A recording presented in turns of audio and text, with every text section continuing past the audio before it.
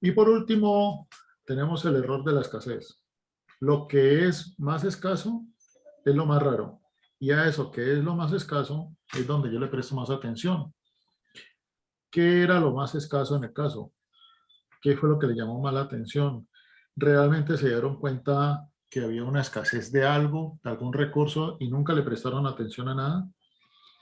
Entonces, con estos dos nuevos sesgos, donde estamos trabajando el error de la escasez y donde estamos trabajando el error del riesgo cero, podemos entender también muchas circunstancias que se han dado con los anteriores sesgos, donde yo, creyendo que he hecho todo lo correcto en este caso, donde yo tengo total justificación de cada paso que hice, en fin, y soy totalmente exitoso y sigo siendo exitoso en ese hospital, donde yo justifico todos los errores y lo único que tengo que hacer es buscar un culpable, eh, como hace el médico tratante buscando a los dos responsables, donde yo simplemente espero y realizo el acto de que tengo que generar en la operación inmediatamente sin llegar a ninguna condición de análisis, donde no he estimado las probabilidades de éxito que tenga en ese evento específico, o donde simplemente yo me muevo con una información creyendo que tengo todo controlado y no estoy viendo la interdependencia, y donde de nuevo yo considero que no tengo ningún riesgo porque miren todo lo que yo he pensado anteriormente, y donde yo ni siquiera interpreto la escasez de los recursos, si es que existe en alguno, porque tampoco considero que exista. Bien, entonces vamos viendo cómo los sesgos nos permiten a nosotros, así como lo vimos en nuestra sesión pasada, yo puedo conectar los sesgos, ya como el riesgo cero puede estar conectado con otros sesgos, o el error a la escasez puede estar conectado con otros sesgos. Yo puedo conectar los sesgos y entonces comenzar a entender nuevas condiciones, nuevas interpretaciones. O yo también puedo tomar los sesgos y evaluar una situación que estoy observando, ¿ya? Y hago una evaluación precisamente de todos los sesgos que se me activan a medida que yo hago esa observación.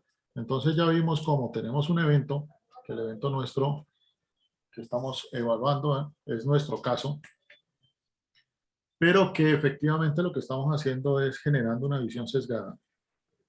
La visión sesgada es que estamos activando, si no todos los que estamos viendo, por lo menos habrán unos con mayor activación que otros o mayor fuerza que otros, pero estamos viendo la capacidad de yo entrar a reconocer cuáles sesgos se activan, y a partir de estos sesgos activados es que yo puedo comenzar a entender un poco mejor cuál es la situación que estoy ocurriendo para no incurrir en esta visión sesgada.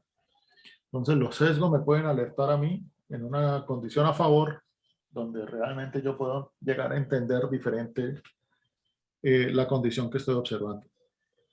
Bien, comentarios. Quisiera escuchar algunos comentarios.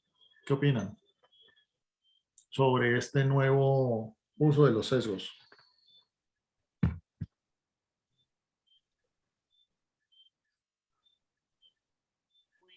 Andrés, podría ser muy arriesgada. ¿Allí me escuchan? No, muy poquito. Espérate, me pongo los audífonos.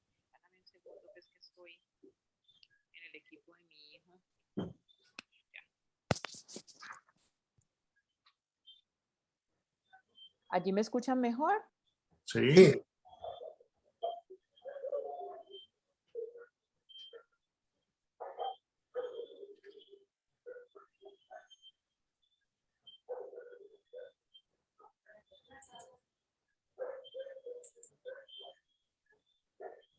Sí, ahí te escuchamos bien.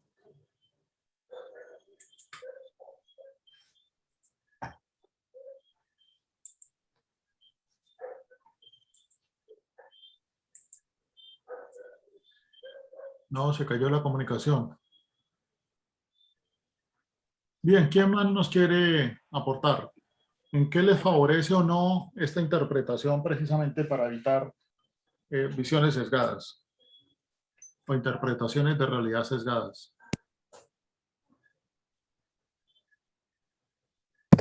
haciendo análisis desde sistemas como análisis de causas. Podría servir. Empezaría uno por la planificación, de la cirugía. ¿Qué necesito para hacer la operación? ¿Qué necesito después de la operación? Y cada uno debería tener todo ese proceso en lo que aporta. Entonces, sencillamente la operación no se podía dar porque no tenían droga. Ajá. Me imagino yo que si yo lo hago desde el análisis de causa, todos deberían haber aportado. Aquí falta algo que no puedo tener para sacar un buen caso. Listo, tú nos propones que a partir de una planificación podamos desactivar estos sesgos que no nos deja ver lo que está ocurriendo realmente.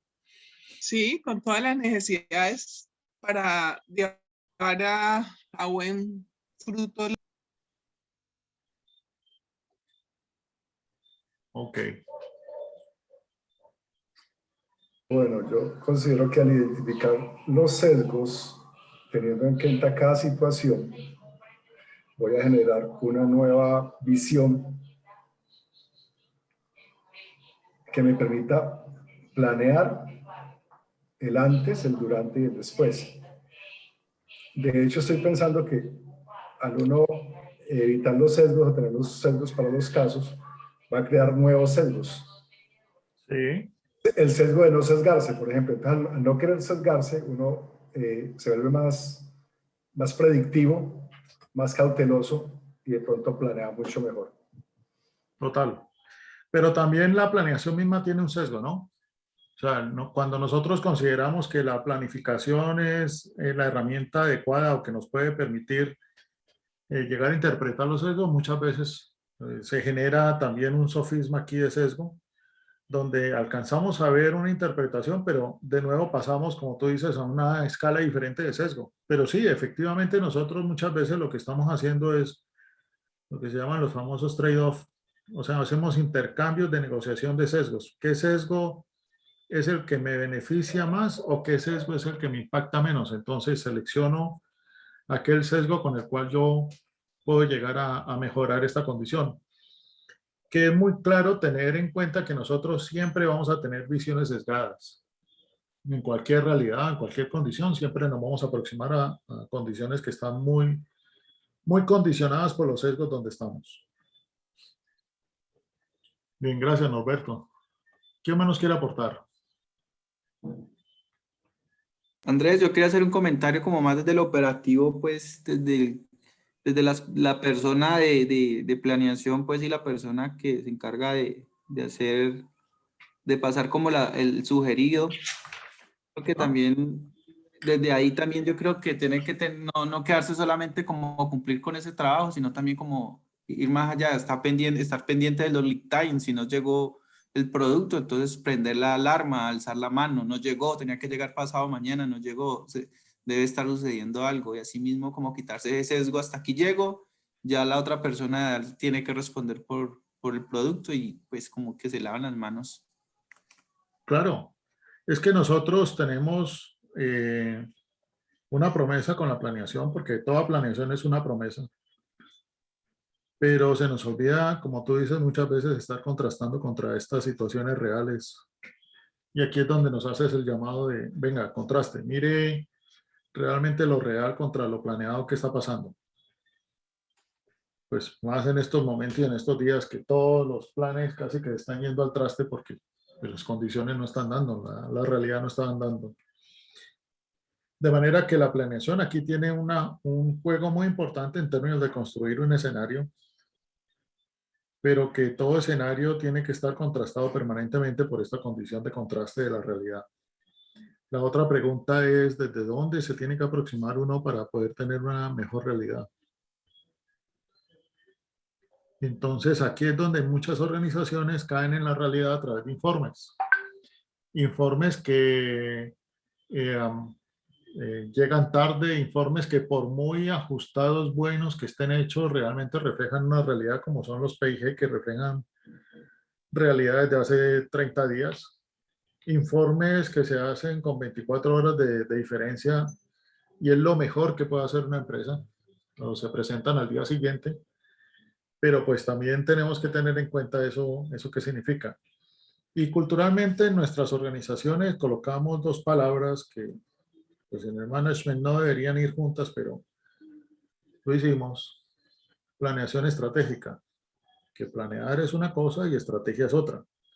Nosotros lo juntamos y entonces aquí traímos otra cosa de por allá de los años 80, ¿ya? La planeación por objetivos. Y entonces en la planeación por objetivos nosotros aprendimos tres palabritas: largo plazo, mediano plazo y corto plazo. Por supuesto, esto es un excelente medio para uno generar cualquier cantidad de sesgos, ¿ya? Y en medio de todo esto dijimos que, claro, este mecanismo era solamente para generar este largo plazo. De nuevo, la pregunta es, ¿usted cómo contrasta, dónde se para frente a esa realidad, frente a esa planeación, frente a esa realidad de largo plazo? ¿Qué nos trajo el COVID? Nos trajo palabras que no conocíamos en nuestro quehacer diario, lo conocíamos a nivel teórico, como cisne negro, donde ahorita evidentemente ya no solamente sabemos que existe y el otro es el elefante negro. Un elefante negro es lo que nos está sucediendo con todo lo que nos está ocurriendo con lo que pasó con la reforma tributaria, ¿ya? Y un cisne negro, aunque no era tan negro, pero dejémoslo en cisne negro por todo lo que estamos viviendo con COVID. El asunto es esta integración. Entonces son integraciones que se salen completamente de contextos donde yo he estado trabajando y de nuevo, estamos trabajando con visiones sesgadas o realidades sesgadas. ¿Ya? Ok, y un último aporte, ¿quién no lo puede hacer? Andrés, Yo, Edgar. sí, es lo siguiente, una acotación con respecto a la manera como en muchos aspectos hemos estado organizados. Yo tengo dos ejemplos. Una persona, por ejemplo, valga la redundancia, que se va a lanzar en paracaídas y todos tienen una responsabilidad sobre el compañero. Cada uno tiene un compañero casi que, ¿cómo podemos llamarle? Pues, como el responsable de él, la nodriza, la mamá, pues, que chequea absolutamente todos los detalles. Y ese compañero a su vez chequea a otro y ese otro chequea a él y entre todos se hacen el chequeo previo a subir al avión a tirarse el paracaídas. Porque un error, por minúsculo que sea, significa, es fatal, por ponerlo en términos claros. Esa interdependencia, y allí no se trata de ser eficientes, sino de ser eficaces. Se trata de que todo el mundo chequee a todo el mundo y todo el mundo esté de acuerdo en que todo está bien, o sea, podemos subir y podemos hacer el lanzamiento en paracaídas. Eso lo tienen que tener demasiado claro, pues en tiempos de guerra, los que han tenido que usar el tema paracaídas. En el tema de producción es un poco diferente. En el tema de producción se hace más o menos lo mismo. Están, por ejemplo, cuando es una experiencia personal, trabajé en Caldos Nor y para poder hacer un caldo Nor de esos de sobres se necesitaban unos 25 o 30 ingredientes. Había unos, y aquí es donde me quiero referir, había unos que eran fundamentales. Si era una sopa de pollo, pues tiene que tener pollo. Si no había pollo, ¿cómo vamos a hacer eso? Y tenía un porcentaje alto. Monoglutamato de sodio, que lo tenía que tener, etcétera, etcétera. No estoy entrando en tanto detalle. Pero había un ingrediente muy pequeño que me acuerdo que tenía el 0,15% de la fórmula. Muy pequeño. Quiere decir, podíamos tener asegurados el 99,85% de la fórmula, pero si faltaba ese ingrediente, pongámoslo con el nombre exacto, si faltaba el cilantro que ingresaba en 0,15%, no se hacía el caldo, no se hacía la producción del caldo. porque no se puede llegar al detalle, bueno, reemplazarlo por perejil o echarle más de esto. No, el caldo tiene que tener todos estos ingredientes.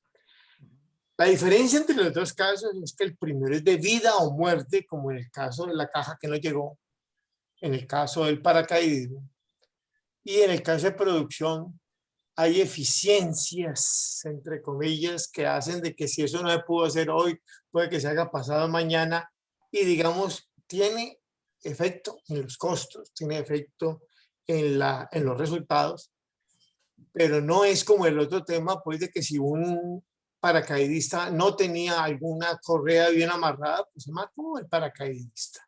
O sea que es un fracaso fatal. Entonces, cuando tenemos estas probabilidades de que a mayor riesgo, mayor atención, indiscutiblemente hay materias primas, o perdón, ingredientes que entran en una mayor proporción. Entonces, todo el mundo, para eso hay una cantidad de personas mirando en el ingrediente más importante. Pero en esos microingredientes que sin ellos no hay producto, también tiene que haber un ojo avisor. Entonces, cuando uno se pone a tratar un tema como este, como bien dijo la colega bien al comienzo, la cirugía no debió hacerse si faltaba esto que era tan importante, porque es tan importante que al faltar pues se murió el paciente. Sin eso no podía hacerse la cirugía. Entonces, allí parece que no hubiera responsable en ese caso, que no hubiera un responsable por el objetivo fundamental que es la vida del paciente.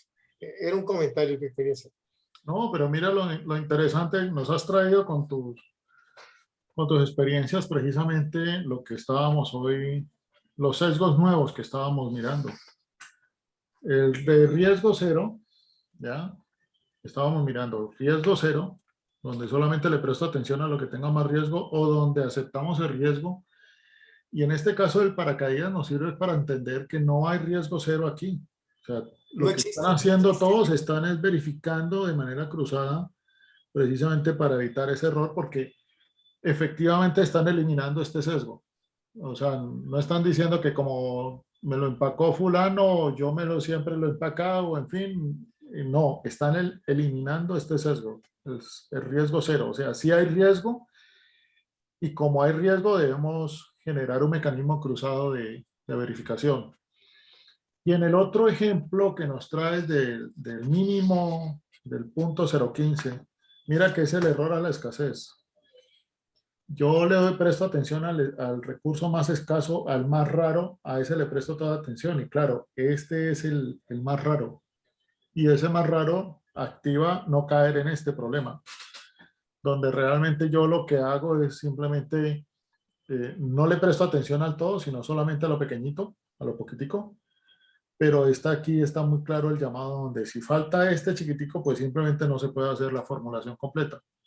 Entonces, es claro que tenemos que tener conciencia en cómo activo mecanismos para no caer en las circunstancias, en el día a día, no caer en este tipo de sesgos. Bien. Lina, por el chat nos comenta lo siguiente.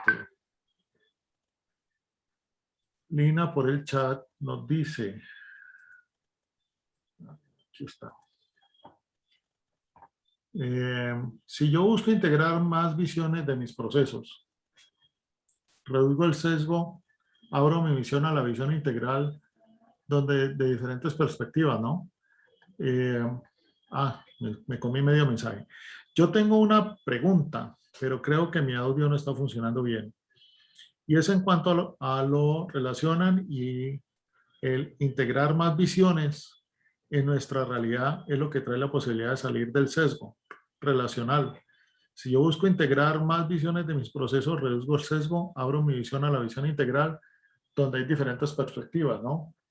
Sí, Lina, definitivamente, y vamos a verlo ahorita, más adelante, cuando estemos ya trabajando en el tema que tenemos para hoy también, en términos de las heurísticas. Vamos a ver cómo la presencia de otros en la visión que yo estoy trabajando o en el proyecto donde me encuentro, en la tarea que estoy haciendo, es fundamental. Es fundamental siempre y cuando conservemos la independencia de la mirada. Porque si yo activo una visión de interpretación sesgada, pero hay gente que trabaja para mí, o yo soy el jefe, o en fin, y tengo un mecanismo de autocracia y los mando a callar y no los dejo, pues simplemente no hay posibilidad de crear una visión cruzada o una visión que nos permita poder salir un poco de esta visión sesgada, sino que automáticamente pues simplemente habrá una interpretación mucho más fuerte de esta visión sesgada porque será la única que estará dada por la persona que está mandando a todos en este caso, a no tener la condición propia de poder activarse, su forma de ver las cosas para poder enriquecer esto desde diferentes puntos de vista. Entonces hay un factor humano de relación donde lo vamos a seguir viendo, donde definitivamente en la relación hay la posibilidad también de desactivar visiones sesgadas o a través de las relaciones. Ok, continuemos entonces. Cuando miramos nosotros las posibilidades que tenemos frente a la condición de, ahora vamos a pasar al caso que leímos, y ya vimos qué ocurre cuando yo leo o interpreto el caso a partir de sesgos, ¿ya? O sea, interpreto esta realidad que estoy tratando de evaluar aquí, pero a través de esos sesgos. Entonces yo no tengo la capacidad de mirar ni los hechos ni los problemas, sino que simplemente me quedo acá arriba, interpretando todo lo que sucede a partir de esta condición que estoy viendo aquí. Entonces vamos a vivir un poco eso. Bien, dígame, todo lo que está en eventos, todo lo que yo considero eventos, ustedes lo acaban de leer en el caso. El caso es una descripción de eventos. El caso está en papel. ¿Listo? Entonces, lo que yo leo en papel, lo que yo observo con una mirada, lo que yo también tengo con los sentidos, todo esto son eventos. Es aquello que yo puedo evidenciar. ¿Qué eventos tenemos en el caso? Que a ustedes les llamó la atención. ¿Qué eventos hay en el caso? No es lo más importante, pero sí el amiguismo que hay alrededor de... ¿Eso es un evento o eso es un hecho? No, más bien es un hecho. Yo lo noto como un hecho, sí. El Sí. amiguismo. Listo. El amiguismo entre, en fin. Sí, entre N y M y así, todo ello. Ok, amiguis. El efecto amiguis es clave también para entender muchas condiciones, lo que estábamos diciendo aquí, el efecto del sesgo. ¿Qué más? Otro evento. El que no se dan cuenta que falta la droga cuando va a haber la operación. No hay droga. No hay medicamento. No hay medicamento clave. Entonces, es un hecho que en la cirugía requiere medicamento clave. Sí. Listo. Este es el evento, este es el hecho. Ok, ¿qué más? Otro evento. La consecución del riñón del trasplante hace que todo el mundo se emocione y se olvide los detalles. ¿Eso es un hecho? ¿Eso es un evento o es un hecho? La consecución del riñón es un evento. Conseguir riñón. Oh, qué bien. Entonces voy a aprovechar lo que nos dice Norberto y le voy a hacer una pregunta. ¿De qué lo operaron? Un trasplante de riñón. ¿Segura? Pero no, ¿qué causó que necesitara un trasplante de riñón? Es lo que está preguntando Andrés. No, ¿de qué lo operaron? ¿De riñón o de hígado? Del hígado, profe. ¿En dónde está el hígado?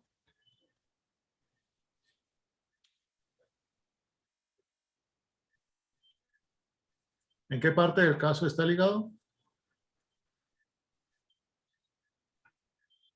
¿En qué parte del caso está el riñón? Ese es un donante de riñón para Juan. Ok, hasta aquí vamos en el trasplante del riñón para Juan. Pero por allá adelante comienzan a hablar del hígado.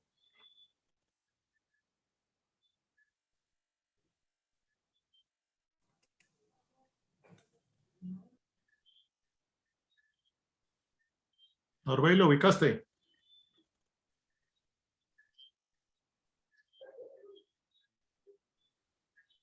Entonces, hígado o riñón. ¿Ustedes habían visto eso?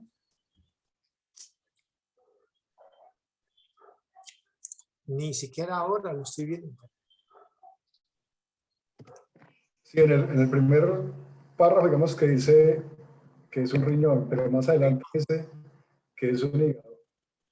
Claro, eso es un hecho. Es un hecho que no saben al fin de qué están hablando. ¿Están hablando de un hígado o un riñón? ¿Ya? Entonces el evento sí, llegó un trasplante de esto, pero ¿y el paciente que necesitaba hígado o riñón? Entonces ya comenzamos a ver un primer problema aquí. Un problema es la incertidumbre frente a un trasplante. Es increíble que en una clínica de primer nivel existe este nivel de incertidumbre. Entonces ya comenzamos a ver que hay un problema. ¿Es incertidumbre o es error craso? Total, esto es no puede suceder. Así de simple, así como yo tengo que verificar que todos los paracaídas estén bien, pues aquí no puede suceder esto. O sea, es increíble lo que ha sucedido en términos de la escalada de eventos hechos problema. Traen un riñón que no se sabe para quién era y al final tenemos toda una incertidumbre. Y el caso termina en medio de incertidumbre realmente. Porque hicieron la operación ajustada, real, hicieron lo que tenían que hacer o qué fue lo que hicieron. ¿Ya? Bien, más eventos.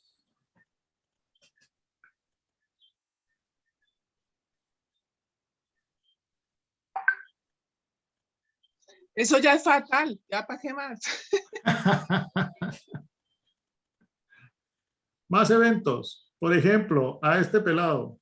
Evento. Lo vimos sacando una plata, no sé qué, corriendo y en fin. ¿Ya? Es un hecho que hay auditoría administrativa, pero no médica. No hay auditoría médica. Es cierto. Entonces, ¿cuál es el problema que tenemos por no haber eso? Hay administrativa y de sistema, pero no médica. Y el sistema, ok. Pero no hay médica. Entonces, ¿cómo es posible? ¿Cuál es el problema? Que una institución de salud, que es su esencia o su razón de ser en la vida, no haya auditoría médica. Entonces, esto sí es un problema. ¿Ya? ¿Qué más? ¿Qué otro evento tenemos?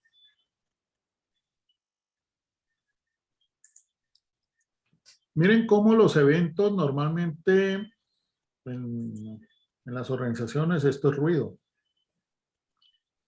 Y miren cómo nosotros nos perdemos en lectura de ruido. ¿Ya? Y cómo estamos encontrando en la profundidad problemas que son ya estructurales. Como por ejemplo, no hay medicamento clave. Listo. Es un hecho que la clínica no tiene el medicamento clave para las cirugías clave requeridas. Entonces, ¿cuál es el problema? El problema es que esto es una cirugía de trasplante. Y la cirugía de trasplante es muy diferente a la cirugía planeada, porque la cirugía de trasplante es evento único. Entonces, usted no puede meter el abastecimiento de medicamentos con los demás medicamentos, sino que este tiene que ser abastecimiento único. Usted lo debe tener, punto. Que lo va a reponer cada 4 meses y se perdió el anterior, porque no sé, pero tiene que estar allí. Porque es que el trasplante aparece aleatoriamente. Al ser un evento único, la aparición del trasplante es randómico. Entonces, al final, ¿cuál es el problema que también tiene esta empresa o esta clínica? Que hace trasplantes, consigue riñones, pero ¿cuál es el problema que tiene? Que no tiene unos procedimientos para el evento único. Eso es cierto, la palabra evento único es la que tiene que funcionar. Entonces, ¿cuál es el problema? Cuando usted tiene procedimientos o procesos generales y no tiene procedimientos únicos o procedimientos especializados, ¿qué ocurre? ¿Cuál es el problema?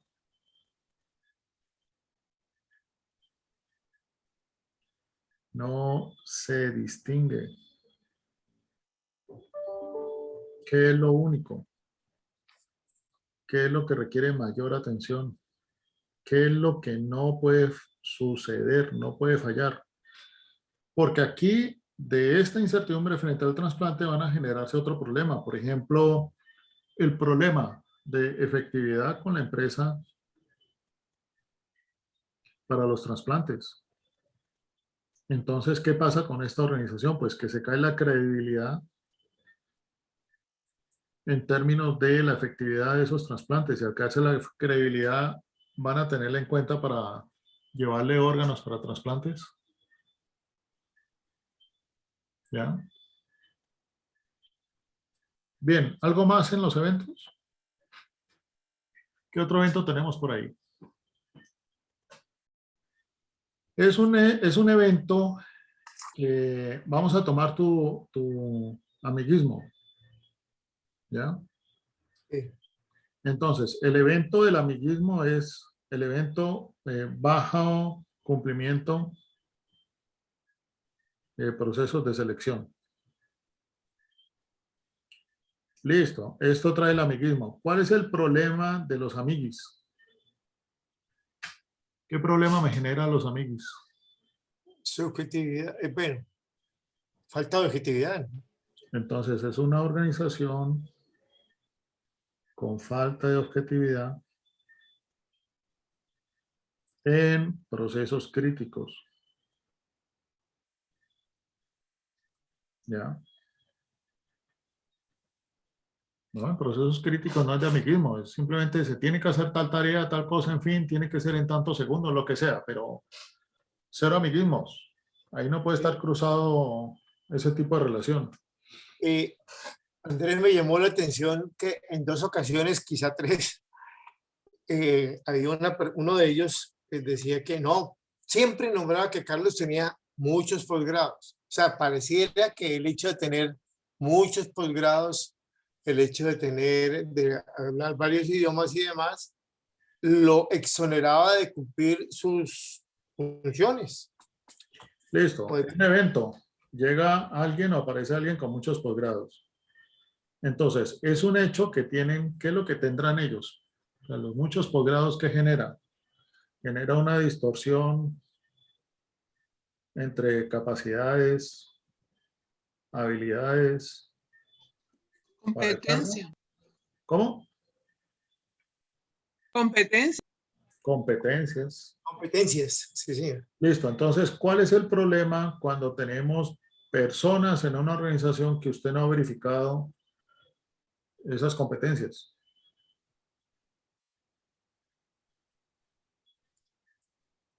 El problema resultante, dices. Sí, claro. Ya, entonces son cargos, o sea, Lo más Competente. operativo, Incompetente. Incompetencia, sí, claro. claro, es una organización basada en lo operativo, no competente. ¿Qué era lo que hacía este señor? Era digitar. Este señor lo que hacía aquí arriba, con posgrados, en fin, no sé qué, lo colocaron a digitar. Digitar órdenes de compra. Y él simplemente lo que hacía era digitaba, pero no generaba el tener No cargos gestionaba. operativos no competentes, es no tenemos gestión en la organización.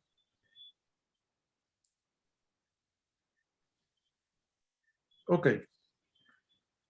Evento. Evento. Vamos a hablar de nuestro querido doctor Papagayo. Evento. Evento es médico tratante. Entonces, el hecho de ser un médico tratante es que tiene dos funciones en conflicto de interés. ¿Cierto?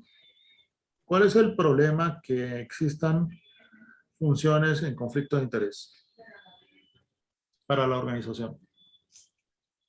Como médico tratante. Él es médico tratante. O sea, él es el médico, perdón, él es médico tratante y es el director de la clínica. Este es el conflicto que tiene. Hay conflicto, claro. Es Pues, administrativo pues y sí, es parte. Es juez y parte. ¿Qué pasa en una organización cuando hay gente que es juez y parte? mantiene buscando culpables más que soluciones. Además de buscar culpables y soluciones, cuando yo soy gerente de algo, con la gerencia yo busco rendimiento.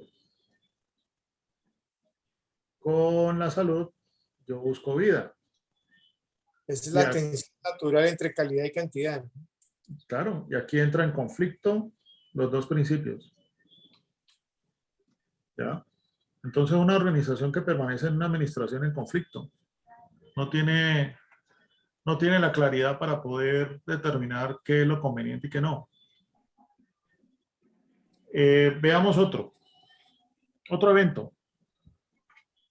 La excusa de la muerte del paciente.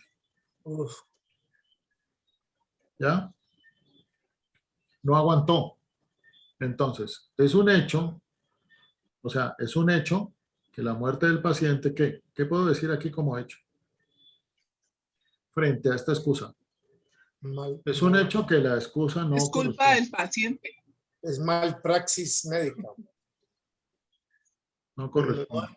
no del médico, sino del sistema de medicina. Es una mala práctica. Ok. ¿Cuál es el problema que nos genera?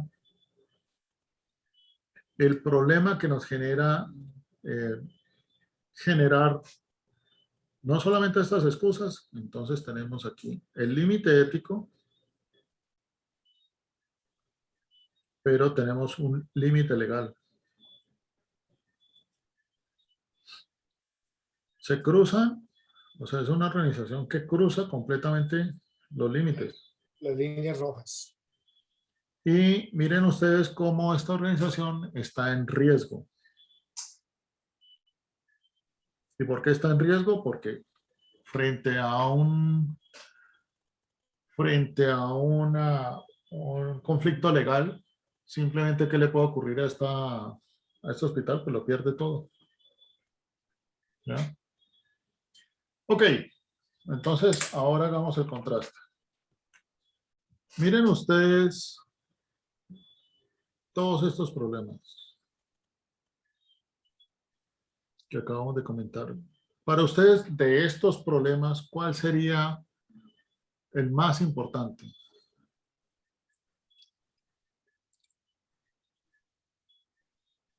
En la parte de la fatalidad del resultado, la consecuencia de que alguien por mala práctica del sistema médico, del sistema de la clínica, haya muerto. Ok. Eso no podemos desligarnos de eso, que lo podemos, que lo pudieron esconder con, como se dice, enterrando los errores, ¿no? Pero Ok, estas líneas que se cruzan sin ningún, no les dan la más mínima vergüenza cruzar esas líneas. había falta de vergüenza, falta de ética, en una Sí. sola palabra. O están por aquí o están por aquí, en los dos límites, el legal y el ético, pero están por ahí andando. Bien, ¿cuál otro? Despelote administrativo. Pero por ser médico tratante,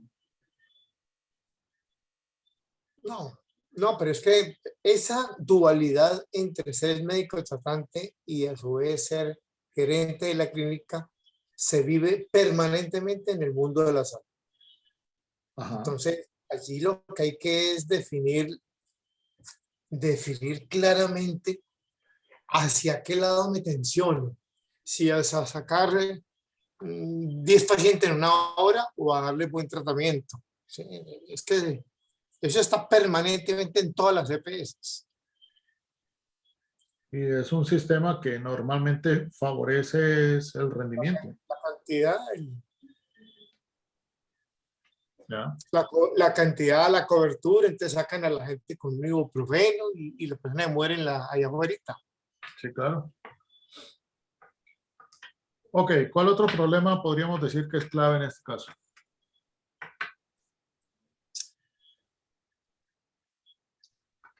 Yo pienso que es una organización hecha pues como por silos.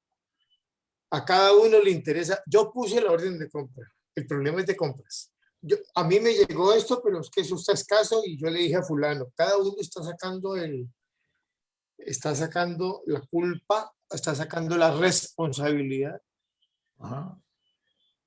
Entonces, falta de responsabilidad conjunta. ¿Qué nos interesa sacar adelante la clínica o que yo mandé la orden de compra ayer a tiempo? O sea, no hay función de equipo, parece que es un grupo, más no un equipo. Ok. Que tiene que ver con esta composición de... No hay esa gestión de la organización, no hay equipo. No hay equipo, ahí es una serie de grupos. Bien. ¿Alguien más nos pudiera colaborar con otro problema?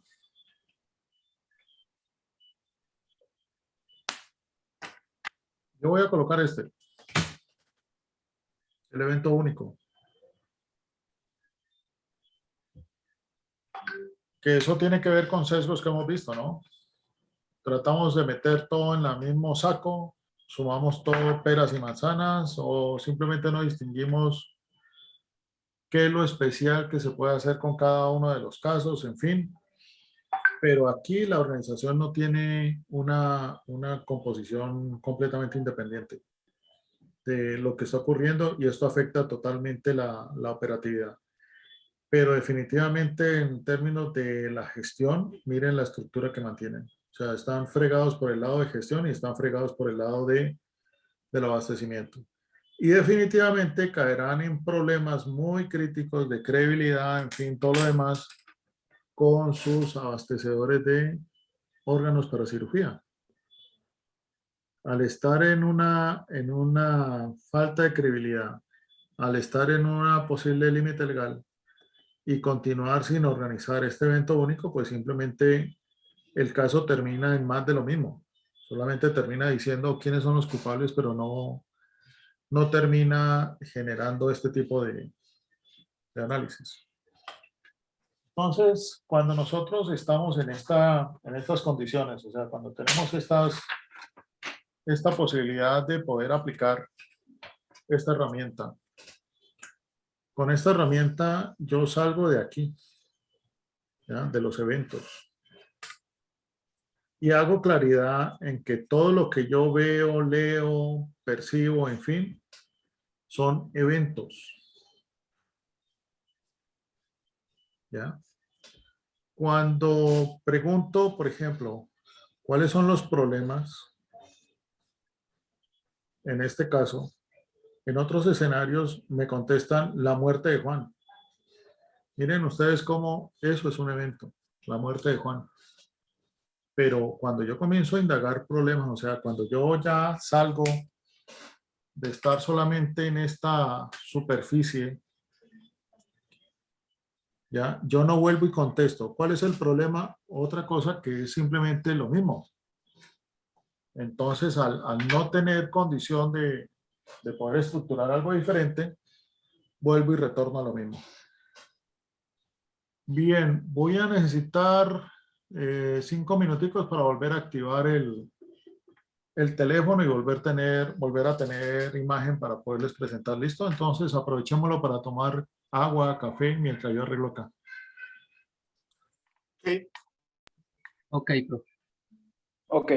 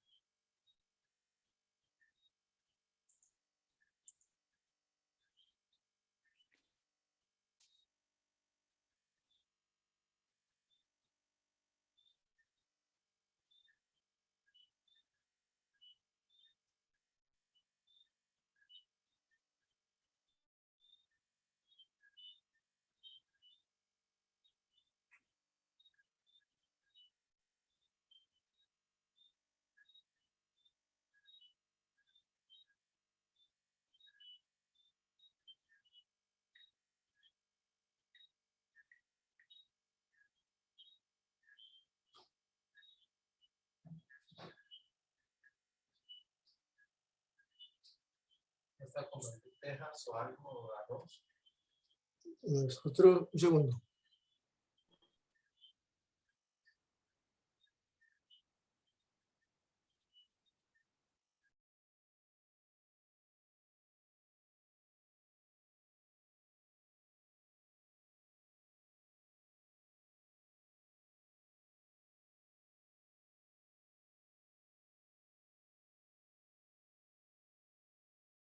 Continuemos.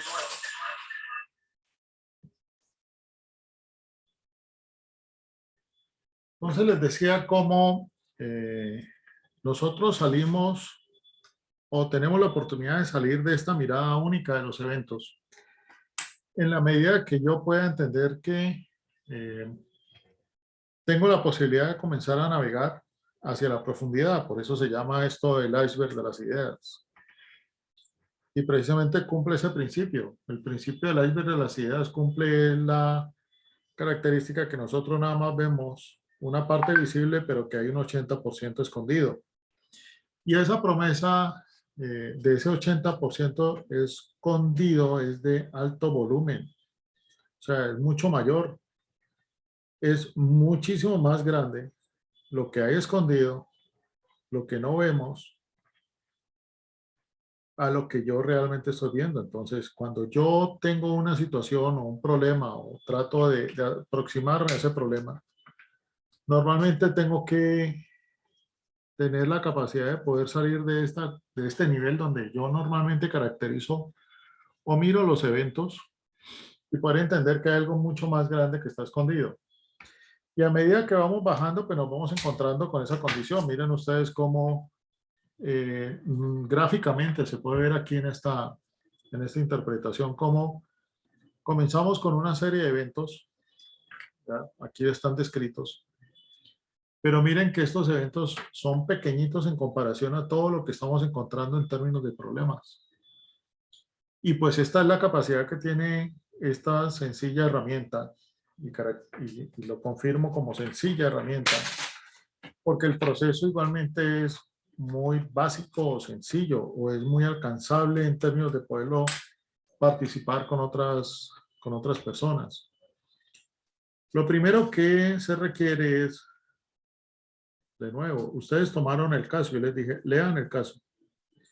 Entonces comienzan a leerlo y lo primero que ustedes necesitan es tomar elementos del caso y describirlos en esta línea, en la línea de los eventos. Y esta línea de los eventos se caracteriza porque usted lo encuentra aquí escrito en el caso. Tal cual como está escrito o tal cual como usted lo está viendo. ¿Ya? Si no es como usted lo escribió, lo está leyendo o como usted lo vio, entonces usted comienza a preguntarse, bien, ¿eso es un hecho? Entonces, esa fue la primera pregunta que yo le hice a Edgar cuando hizo su comentario. ¿Eso es un evento o es un hecho? Entonces, usted comienza a integrar elementos comunes y comienza a preguntarse, ¿es un hecho que?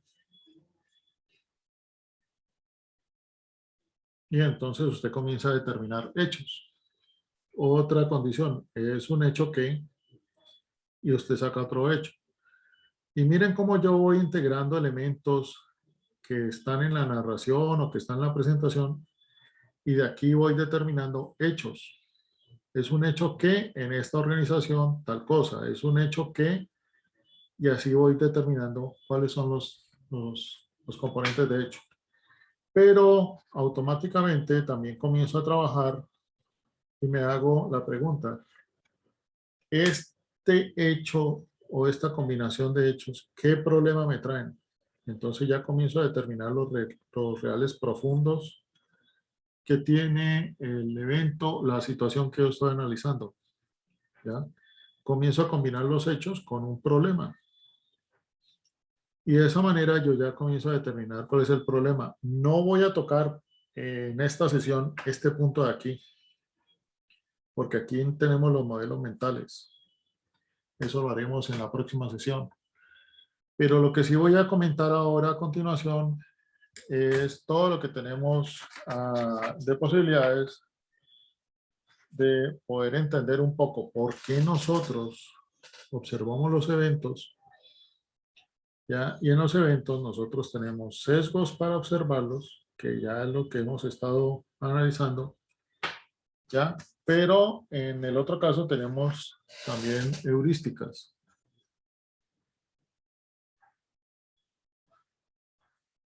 Y son en las heurísticas son los caminos rápidos, son los atajos. Bien, al tener atajos o al tener sesgos, nosotros normalmente nos quedamos navegando por aquí. Y ya hicimos el ejercicio de lo que ocurrió con este mismo caso, interpretado desde los mismos sesgos. Ya vimos lo que ocurre con el caso cuando yo comienzo a interpretarlo o cuando yo miro la situación desde los mismos sesgos, todo lo que nos ocurrió en términos de la situación. Pero ahorita trabajamos el mismo caso entendiéndolo desde esta posibilidad de aplicar el iceberg de las ideas. Donde este iceberg de las ideas me está llevando efectivamente a identificar los problemas. Y como su promesa está, esta descripción de problemas es mucho más grande que esta condición pequeñita que nosotros tenemos acá arriba. Y que desafortunadamente en nuestro día a día nosotros nos quedamos aquí. Tratando con problemas que no son problemas, porque son los mismos eventos, creyendo que estamos dando soluciones a problemas y no estamos dando soluciones ni siquiera a los hechos, sino es como si estuviera yo trasteando una situación de aquí a acá y nos mantenemos en ese trasteo de ideas todo el día, en reuniones, utilizando recursos, en fin, pero lo único que hacemos es trastear y trastear y trastear condiciones. Bien, opiniones de esta herramienta. ¿Qué opinan? ¿Qué les parece? ¿Qué les aporta? ¿Qué les permite? Visto así, nos invita a tener una mejor planeación Ok. y a definir la estrategia.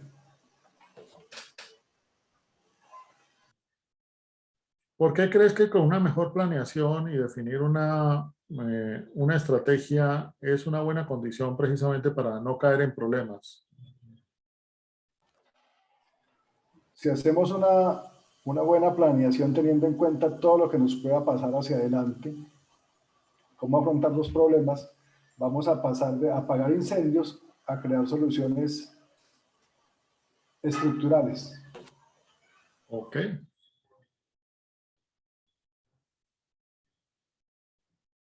Entonces vamos a trabajar sobre las estructuras.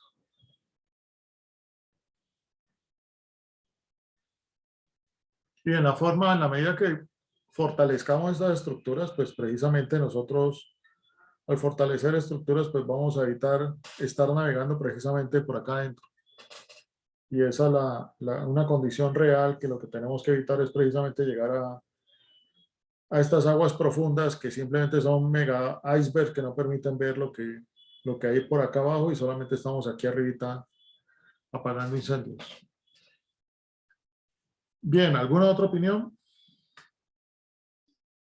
Vemos la interacción entre los procesos. Ok. ¿Por qué lo podemos ver?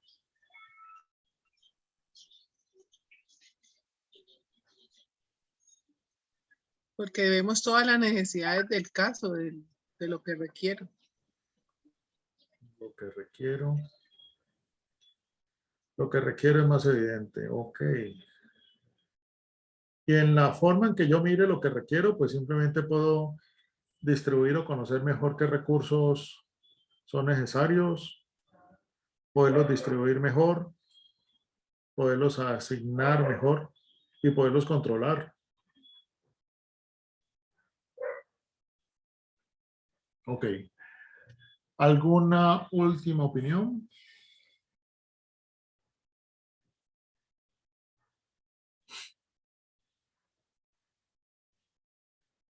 ¿Qué les permite esta herramienta? ¿Qué habilidades les trae?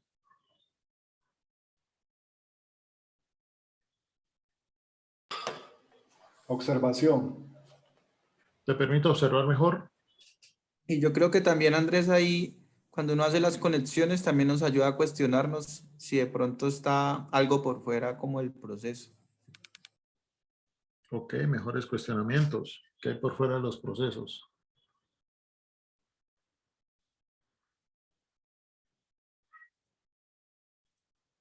Bien, a mí esta herramienta en lo personal es estar alerta con esta realidad. La metáfora del iceberg es muy buena para mí en términos de estar alerta siempre que hay por debajo del iceberg, y precisamente pues viene en términos de lo que es la historia del Titanic, pero en lo que está en esta profundidad pues nos puede generar serios problemas de daño y hundimiento de proyectos por no estar mirando qué está ocurriendo aquí, como le está pasando a esta clínica, que no está mirando qué está ocurriendo aquí abajo y miren todo lo que se está cocinando en términos de las posibilidades o todo lo que le puede ocurrir a la clínica en el desarrollo de su vida organizacional. Bien, vamos a trabajar entonces ahora qué significa la heurística. Ya dijimos en nuestra herramienta cómo tenemos eventos, hechos, problemas. Hemos abordado también la observación de las situaciones a partir de los sesgos.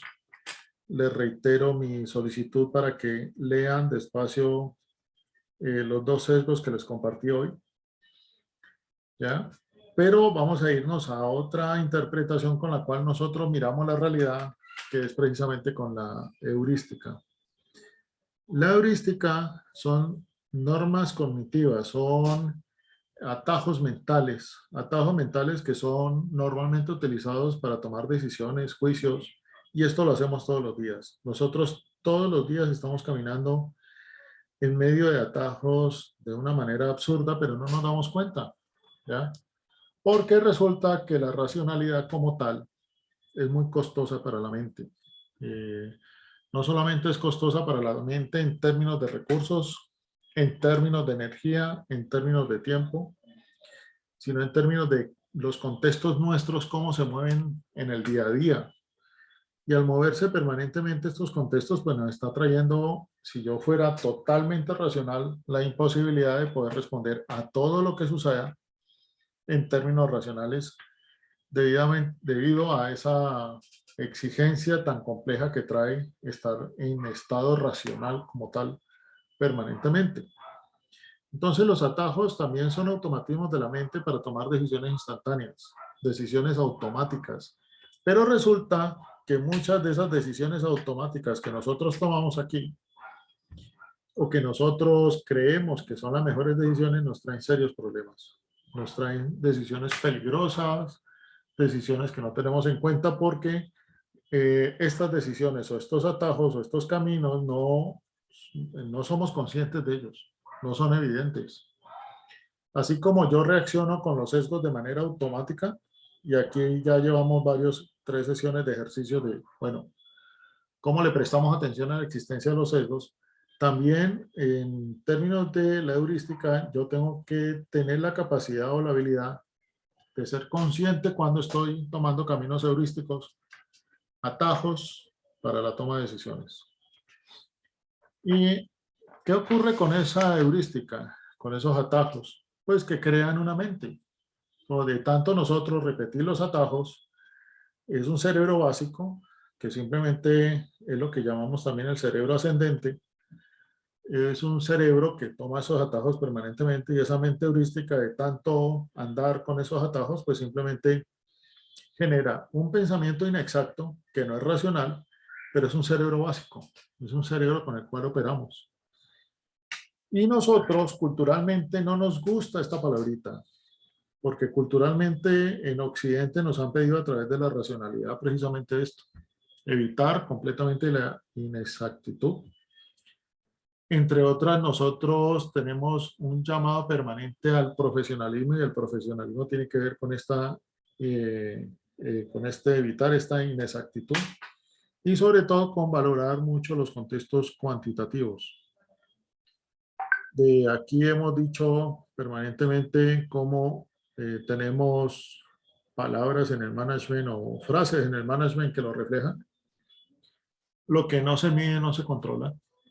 Entonces tenemos un cerebro que no le gusta lo irracional, que no le gustan estos atajos, pero los negamos y aunque los sigamos negando, simplemente ahí están. ¿Ya? Los sesgos en estas heurísticas que nosotros tenemos simplemente son trampas de reglas o tenemos trampas que las cuales nosotros no miramos porque son sesgos, son caminos rápidos, son atajos, ya que nosotros también tenemos que tener en cuenta en este contexto de mundo moderno cuáles son las interpretaciones rápidas que generamos sobre esos atajos. Interpretaciones del mundo moderno, pues las herramientas van cambiando. Simplemente ahorita tenemos el chat, donde nosotros a través del chat expresamos atajos o tomamos atajos, pero es otros mecanismos como tal, como herramienta para poderlos utilizar, pero solamente para llegar a interpretaciones rápidas. En los dos caminos, en el mundo racional y en el mundo de los sesgos y la heurística, tenemos que escoger o valorar o trabajar la racionalidad ecológica. La racionalidad ecológica es ese punto medio que tenemos que buscar, donde somos conscientes que nunca vamos a estar en este punto óptimo de la racionalidad en todo sentido, donde no vamos a poder llegar a tener la información más exacta, pero también tenemos que ser conscientes de que estamos trabajando con sesgos y que estamos trabajando con heurísticas que en muchas ocasiones nos juegan malas pasadas. Entonces tenemos que tratar de tener activado ese punto medio, esa racionalidad ecológica. En medio de estos dos cerebros que tenemos, el cerebro racional y el cerebro de la mente heurística, entonces tenemos un cerebro de doble procesamiento, ¿ya? Que nosotros alternamos o que nosotros manejamos en términos de que en uno de los cerebros es lógico, lento, cauteloso, se esfuerza mucho. Y el otro cerebro, pues es simplemente el rápido, el impresionista, el que es totalmente irracional, el que luego se pregunta qué fue lo que hice, o el que luego por allá comienza a escarbar cuáles son las consecuencias de la decisión que tomó. Y normalmente nosotros podemos tener digamos, una primera aproximación cuando estamos activando mucho este pensamiento heurístico. Y resulta que lo tenemos activado cuando estamos con mucho estrés, cuando estamos cansados, cuando ya no tengo tanta energía para pensar, cuando tengo mucha presión de tiempo o tengo que hacer muchas cosas a la vez. Entonces, casi que yo dejo que este cerebro actúe, precisamente para poderme recobrar. Entonces, ese cerebro heurístico lo que hace cuando está activado, encuentra atajos, encuentra respuestas rápidas, simplemente da a entender que está en operación, que está trabajando, pero la profundidad, la racionalidad o la calidad de esas decisiones simplemente son para tener respuestas automáticas. Hay personas que tienen una alta tendencia a ser mucho más racionales, ¿ya? Entonces se llaman los optimizadores, como tal, del tipo de cerebro que utilizan. Por supuesto, porque buscan soluciones óptimas, siempre están calculando, haciendo deliberación o reflexiones internas. Mientras tanto, la mayoría de nosotros nos mantenemos en la mente heurística. Entonces nos llaman los satisfactores. No buscamos soluciones óptimas, sino que a través de la solución rápida a la situación, ¿ya? Ando en piloto automático, ando en la rapidez, en lo inmediato. De nuevo, las soluciones rápidas, pero soy más satisfactor o soy más optimizador. Y esta sería una mezcla para tener permanentemente en cuenta y no decir que soy lo uno, lo otro y lo otro no existe, o decir simplemente que esto es malo y esto es bueno, porque tampoco es así, sino como soy consciente de la existencia de este par de cerebros y cómo actúan. Veamos una de las primeras heurísticas, la de la familiaridad. Esta heurística trabaja sobre los hábitos y la experiencia. Normalmente todo lo que nosotros tenemos en términos de hábitos o en términos de experiencia me crea una heurística de la familiaridad. Sí, eso yo lo conozco, eso es cercano para mí, yo confío en eso, yo antes he trabajado XXX, en fin. Pero esta heurística de la familiaridad me puede crear trampas, porque es una heurística muy del confort, de la zona de confort. Me crea trampas como consumidores, en las finanzas personales, en la compra de algún objeto o producto, porque yo estoy todo el tiempo confiando en ello. Me ahorra tiempo. Entonces, el ejemplo clásico que nos traen para describirnos esta heurística de la familiaridad es cuando hacemos mercado en el supermercado. Cuando nos vamos de mercado, yo activo la familiaridad y entonces recorro los pasillos, en fin, y o mentalmente o escrito tengo una lista y me aproximo, pero tengo familiaridad con respecto a las marcas, a los productos, y yo mismo armo un relato de familiaridad. Y eso me ahorra tiempo, no consumo mucha energía, no consumo mucho pensamiento, no leo mucho las etiquetas, en fin, sino simplemente tomo y cargo al carrito y salgo rápido. Otra heurística es la automática, que va muy unida con una heurística de la consistencia. Es cuando tomamos una decisión rápida y normalmente en grupo, ¿ya? Nos genera un compromiso mental. Cuando nos reunimos en equipo, tomamos una decisión rápida y todos estamos de acuerdo, simplemente estamos en una decisión inicial, pero se vuelve automático. Entonces, como ya todo está decidido, simplemente de aquí en adelante tenemos que cumplirlo y ahí es donde tomamos las órdenes de, por ejemplo, no retroceder, no puedo cambiar el curso de acción, yo confío en los buenos resultados y como todo está decidido, es automático, pues es un cerebro terco, ya que no implica cambiar un esfuerzo porque cambiar el plan requiere mucho trabajo, entonces no considero otra decisión. Miren cómo nosotros tenemos heurística de familiaridad, ya lo dijimos en el mercado, y cómo tenemos heurística automática cuando tomo decisiones, me comprometo con algo. Simplemente yo activo un mensaje donde todo está decidido y lo busco a cumplir completamente. Otras heurísticas que tenemos es la heurística de la aceptación. Yo busco ser aceptado por un grupo. La heurística de la imitación, donde busco cómo esas decisiones o lo que yo hago seré más notorio frente a un mismo grupo. Tenemos otra heurística que ya la vamos a ver, la heurística del asco, la heurística visceral, la heurística negativa, la heurística de la visión, donde lo que vemos determina muchas cosas relacionadas con el miedo, la motivación y la autoestima. La heurística visceral, aquí ampliada, donde yo, por ejemplo, en esa heurística ya la vamos a ver, las sensaciones de frío me da relación automática con los sentimientos de soledad. Entonces, todas estas heurísticas que estamos viendo en un recorrido muy rápido, ¿ya? Me estructuran a mí los caminos rápidos. Entonces, muchas veces yo ni siquiera le tengo nombres a esto, sino que simplemente voy actuando. Porque todas estas heurísticas se van mezclando entre sí, igual que los sesgos, comienzan a generar mezclas, comienzan a generar unos cruces muy interesantes y las heurísticas también van operando. Entonces veamos más en detalle una de ellas, que es fundamental, la heurística visceral. Esta es muy básica para la toma de decisiones y nosotros para poder unir la toma de decisiones heurísticas con la toma de decisiones de juicios, tenemos que estar construyendo andamiajes lógicos. Entonces, esta heurística, como toma atajos muy rápidos, toma decisiones muy rápidos, ha generado una herramienta muy interesante donde para integrarse con los juicios, toma elementos de aquí de los juicios, ya prestados de aquí, de manera muy rápida, los elementos que más le sirvan para generar atajos y crea el andamiaje cognitivo. ¿Qué significa el andamiaje cognitivo? Son metáforas. Nosotros nos echamos unos cuentos permanentemente buenísimos. Nosotros somos constructores de metáforas. Esto lo han dicho muchas investigaciones, escritos, en fin.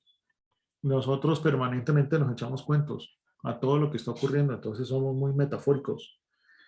Por ejemplo, nosotros con metáforas construimos el mensaje adelante y atrás.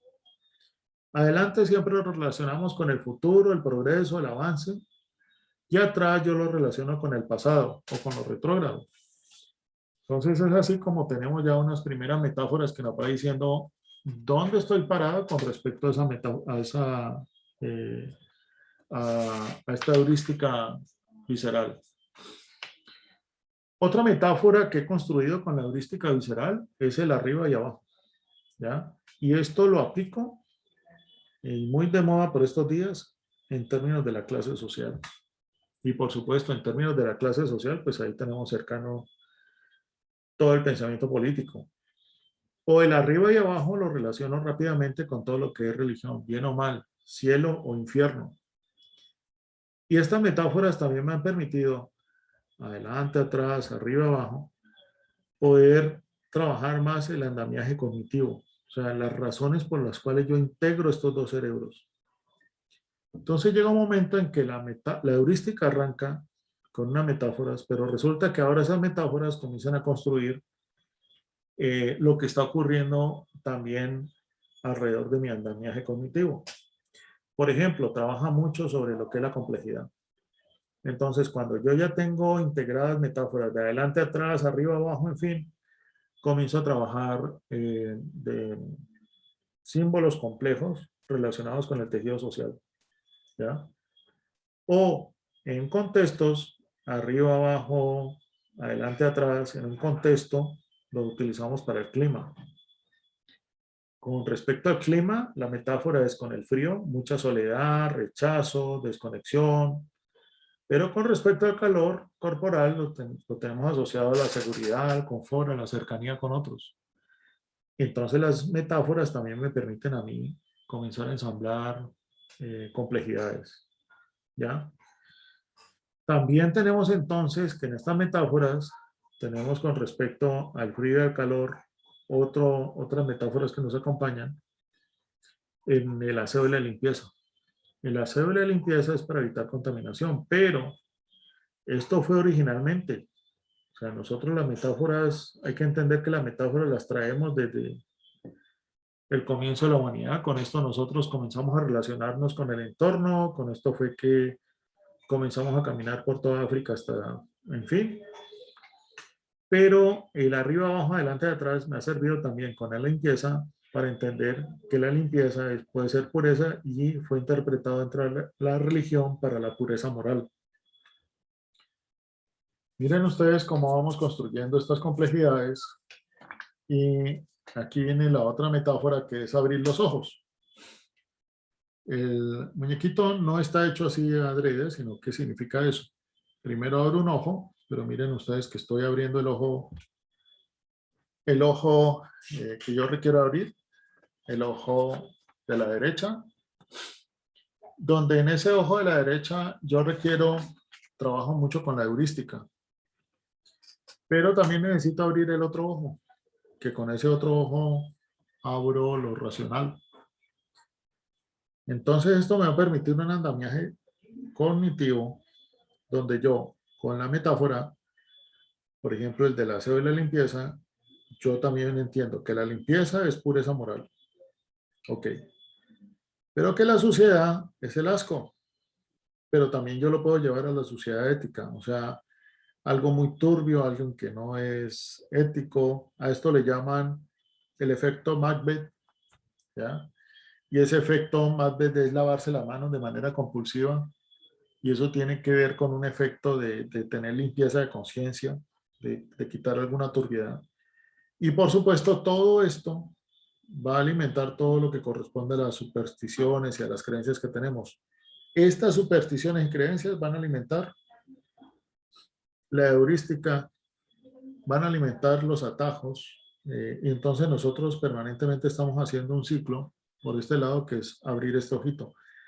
Abrir este ojo significa que permanentemente alimentamos y alimentamos y alimentamos la heurística a medida que vamos trabajando cada vez más estos caminos. Por el otro lado, de nuevo con la limpieza, suciedad, pureza, turbiedad, en fin, y supersticiones y creencias. Por el otro lado, entonces nosotros tenemos que estos elementos metafóricos alimentan los juicios, ¿ya? y los puede afectar. O alimenta los juicios en términos de buscar racionalmente elementos para poder entender esta metáfora. Entonces, esto es abrir el otro ojito. La clave está aquí, ¿ya? En esa carita que tenemos ahí metido, donde nosotros ahí podemos encontrar todo lo que es precisamente el andamiaje cognitivo. Y en este andamiaje cognitivo es donde nosotros vamos a soportar o damos soporte, ya, a estos dos cerebros que están caminando. Entonces las metáforas adquieren un valor relevante en términos no solamente para comprender el entorno, sino en términos de con qué metáfora yo creo qué caminos más rápidos. Veamos la heurística de la visión. Con la heurística de la visión, ¿qué tenemos? Todo lo que veo me va a influir. Todo lo que yo veo con mi sentido de la vista, para ser más específicos, todo lo que yo veo me puede generar miedo, motivación, me puede afectar o no, o crecer o no la autoestima, y me va a influir permanentemente en las metáforas. Pero yo todo esto, o lo que yo veo, es precisamente para hacer la travesía del mundo, que lo hablaremos sobre el viaje del héroe. Esa travesía del mundo es como voy de un punto a otro, qué es lo que yo estoy viendo cuando voy de un punto a otro. Entonces, en este andamiaje donde yo tengo que tratar de integrar estos dos cerebros, la heurística y la visión, tenemos que tener en cuenta que todos nosotros, todos, así por eso está resaltado aquí, todos tenemos una visión distorsionada del mundo. Todos vemos lo que queremos ver, o tenemos un efecto contaminado en la mente sobre lo que veo. Pero tenemos que ser muy racionales en que lo que yo veo lo he seleccionado, ya sea por mis heurísticas previas o por mi experiencia previa, pero también todo lo que veo determina cómo voy a tomar los caminos de atajo dentro de esta heurística. Entonces, ¿qué ocurre con todo lo que veo? Pues que me están alertando. Yo utilizo la vista sobre todo es para que me alerte sobre el mundo peligroso en que vivo. Y esto es otro mensaje no desafortunado, sino que lo traemos como ancestralmente dentro de nuestra evolución. Nosotros siempre hemos visto muchos peligros en nuestro entorno. Resulta que Otzi, cuando lo encuentran, comienzan a analizarlo. ¿Recuerdan el hombre que encontraron en los Alpes? Y después de muchos análisis encontraron que su peor enemigo era posiblemente los que lo atacaron y los que lo capturaron y lo mataron al final. Y cuando comienzan a hacer todo el contexto de Otzi, reconocen cómo él vivía en una época donde el peor enemigo para ellos o para quienes vivían en esa época eran las mismas personas. Eso lo hemos traído y lo hemos arrastrado de una manera interesante, donde hoy tenemos policía, tenemos mecanismos de semáforos, tenemos señales visuales por todo lado, tenemos sonidos, tenemos señales, tenemos ropa especializada. Tenemos tantas cosas que combinadas en un sistema precisamente nos demuestran cómo nosotros lo que vemos es, hay un alto componente de ver mucho peligro.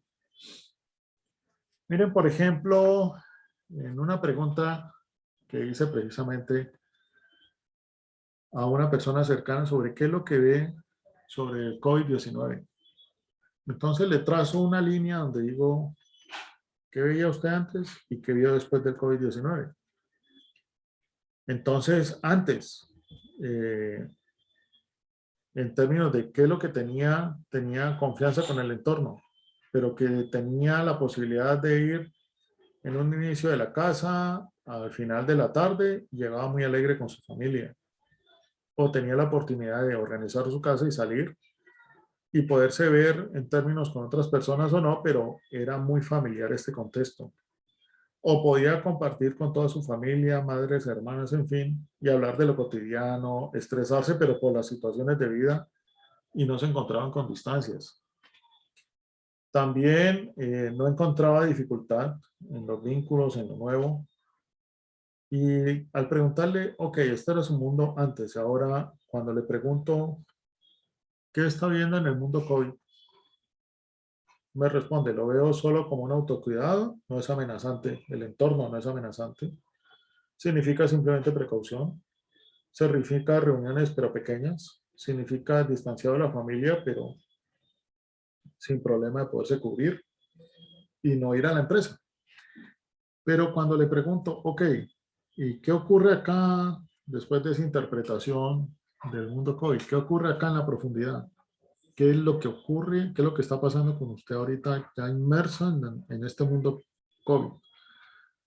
Entonces, simplemente, pues aunque referencia que puede sentir mucho más la casa porque considera que lo es todo, ya ha generado un mayor vínculo con el lugar, extraña ver a la gente, a las empresas, pero ve un entorno cerrado, ya solo ve imágenes en un computador, se encuentra como en una caverna, lo que le cuentan terceros a través del periódico, a través de los chats que lee, en fin, siente que ya no hay retorno, que ya no hay entorno como tal, perdón, como lo conocía, que ahorita siente más soledad, siente más la soledad, siente desesperanza, cansancio, agotamiento, se percibe decaída, el no hacer ejercicio es una condición clave, se siente más disminuida mentalmente, le cuesta mucho problema solucionar cosas, resolver cosas, no tiene las herramientas adecuadas con el entorno para poder operar en ese entorno de manera más tranquila. El espacio solamente es lo que ve en una pantalla y al preguntar por el futuro encuentra que no tiene idea de futuro, todo es a corto plazo, si llega a 4 meses es mucho, antes sí tenía idea de futuro. Y el mundo no se detiene, el entorno es la pantalla, el teléfono y hay un peligro que es la quietud y la no relación. Entonces, miren cómo cuando comenzamos a tratar de interpretar lo complejo que es esta heurística, lo que veo, miren todo lo que relaciona en términos de pensamiento lo que veo. Igual este ejercicio lo podríamos hacer en este instante con cada uno de ustedes. ¿Qué es lo que usted ve en estos 3 momentos? ¿Qué recuerda en lo que usted veía antes del COVID? ¿Qué es para usted el COVID? ¿Y usted cómo percibe esa vivencia de ese COVID?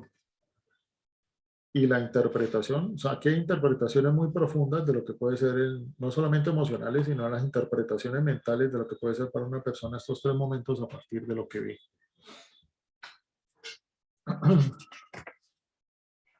Entonces, ¿qué ocurre? Lo que veo me puede estar distorsionando la realidad. Puede ser una distorsión de la realidad. Pero tengo que ser consciente de lo que veo es mucha distorsión, mucho componente de esa distorsión. ¿Ya? Y es una distorsión que continuamente yo voy alimentando. ¿Ya? Es una distorsión donde normalmente no tenemos salida, porque como esa distorsión se amplifica, todo se mueve hacia mí, pero de manera atemorizante, ¿ya? Y no sabemos si eso es así o no es así, pero y esto lo denominan en psicología el estado adaptativo de la mente. O sea, yo puedo tener tal grado de distorsión donde esta distorsión me llega, se viene hacia mí. Entonces, de nuevo, con respecto a quien entrevisté, manifiesta que quiere ser como era antes, hoy se siente muy insegura, no solamente en las relaciones familiares, sino que percibe un futuro muy inseguro, muy incierto, está lleno de incertidumbre, con un bajo sentido de autoconfianza y seguridad, y que manejar son bobadas. O sea, todo el mundo está pendiente de chat, Zoom, en fin, pero estos son bobadas frente a lo que está sintiendo. Y miren que en estos términos de bobadas estamos viendo aquí este componente de cómo nos llega a afectar en términos de esta distorsión. Lo que veo en ese entorno de mi mente, que es amenazante y peligroso, activa la protección, activa la alerta. Esta alerta es muy extraña porque se activa en todo momento. Por ejemplo, el miedo a escalar es muy diferente uno estar parado al lado de una montaña o al lado de una pared para escalar, ¿ya? A estar encima de esa pared y mirar hacia abajo. Este es el famoso culillo, ¿ya? Que es una sensación de vértigo expresada en el cuerpo. Entonces, también el entorno a nosotros nos va generando unos condicionamientos de expresión. Y el pensamiento heurístico también tiene un balance muy interesante. Frente a este entorno que yo estoy viendo, ya sea que lo vea muy amenazante y peligroso, o yo cambie de característica dependiendo de dónde me encuentre. También yo pienso que el pensamiento heurístico me permite a mí estar valorando continuamente cuánta energía necesito. Como recuerden que lo dijimos, el pensamiento heurístico se activa cuando usted está muy cansado, se activa con mayor fuerza cuando usted está muy cansado. Entonces también en términos fisiológicos, en términos de la mente, la pregunta constante es cómo consigo energía y cómo la gasto. Y esta ecuación la estamos haciendo continuamente nosotros sobre cómo estoy consiguiendo esa energía, cómo la conservo y la gasto. Pero sin meterle más calorías, sin meterle más búsqueda, sino yo obtengo una energía y permanentemente hago esta ecuación. ¿Cómo la consigo? ¿Cómo la conservo? Y cómo la gasto. En esta ecuación es donde yo tengo este balance universal básico de la energía para vivir, ¿ya? Y es mi gasto energético el que me va a determinar si yo percibo con mayor profundidad o no ese entorno, esos miedos, o yo si percibo o qué es lo que estoy viendo realmente en ese entorno. Si yo tengo más distorsión de ese entorno, yo lo voy a ver peor cuando estoy cansado. Cuando tengo mucha fatiga, el entorno me va a parecer a mí todavía mucho más amenazante, ¿ya? Y entonces mi cuerpo me manda desincentivos psicológicos, o sea, me manda a quedarme quieto, me manda un impulso para sentarme, me manda algo, pero yo que me está diciendo es conserva energía. Como permanentemente estoy haciendo este balance a partir de lo que yo veo, pues simplemente conservo energía. Y volvemos. El entorno viene con un efecto de distorsión de percepción, viene hacia mí de manera muy distorsionada, con mucha fuerza, pero hay una herramienta que la dijimos por allá comenzando la noche. Cómo el acompañamiento social lo puede cambiar todo. El acompañamiento social en términos de con quién estoy en términos de esa compañía, pero con quién estoy en términos de lo que estamos viendo y percibiendo, y en términos de yo percibir a alguien muy cercano, ¿ya? También en esa misma tarea de estar percibiendo eso que veo, ¿ya? Pero de nuevo hago la observación sobre que tienen que tener independencia sobre lo que están percibiendo. El uno no puede estar influyendo en el otro en términos de usted tiene que pensar igual que yo, sino en términos de lo que vemos, ¿ya? Y en términos de esa construcción conjunta. Y eso cambia completamente la percepción. Y la razón por la que cambia es que simplemente cuando yo estoy con otros, pues simplemente esta es otra razón muy ancestral. Yo me siento, se me baja o se me quita ese miedo social de ser excluido de un grupo. Y la percepción se modifica porque tengo más confianza y autoestima. Entonces, tengo más confianza para escalar, tengo más confianza para llegar arriba, tengo más confianza, hay más, se baja toda esta ansiedad al fracaso, y todo esto es ancestral. Pero miren de nuevo cómo definitivamente el poder estar en esta confianza y autoestima es determinante. Aquí hago una observación que precisamente Lina ayer me lo recomendó, que es en Netflix I Am. Recomendado, anoche lo estuve viendo una buena parte, recomendado por Lina, que está aquí en nuestro grupo, y da una explicación perfecta de este punto de cómo se crece la autoestima cuando estamos precisamente con otros y cómo es la construcción de los mecanismos de confianza para andar en estos grupos. Lina, ¿nos quieres compartir un poco qué es I Am?